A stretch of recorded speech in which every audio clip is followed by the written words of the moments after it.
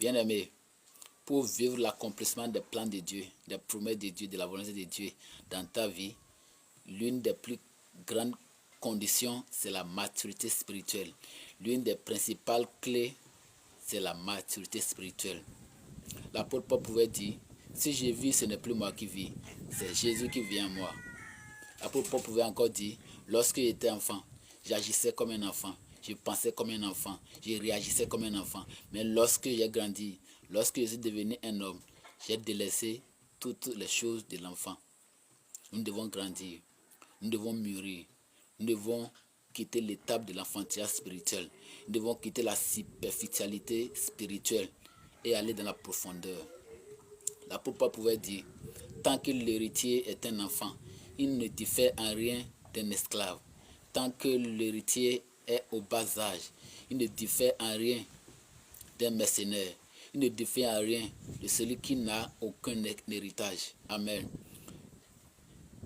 Personne, étant père, ne peut donner la clé de sa voiture à un bébé, à un petit enfant. Personne ne peut donner ses armes à un enfant de 2 ans, à un enfant de 3 ans, à un enfant de 5 ans. Parce que papa sait qu'il va encore se nuire, il va se tuer avec ses armes. C'est ainsi les promesses que Dieu nous a faites, les grandes bénédictions que Dieu nous a réservées, sans que nous ne grandissions, sans que nous n'atteignions une dimension de maturité, il va les bloquer. Il y a certains problèmes que nous avons, il y a certains blocages que nous avons. Ça ne vient pas du diable, ça ne vient pas de la chair, ça ne vient pas du monde. Ça vient de Dieu lui-même parce que nous n'atteignons pas la dimension où nous pouvons les utiliser. Dieu a peur de nous libérer certaines bénédictions. Dieu a peur de nous donner certaines gloires parce que nous sommes encore enfants. Nous sommes encore au bas âge spirituel. C'est pourquoi nous devons grandir. Si nous voulons vraiment palper, si nous voulons vraiment accéder à la gloire que Dieu nous a réservée, nous devons mûrir. Nous devons quitter l'étape de l'enfantillage spirituel, l'étape de l'enfant spirituel et arriver au niveau où nous manifestons Christ pleinement.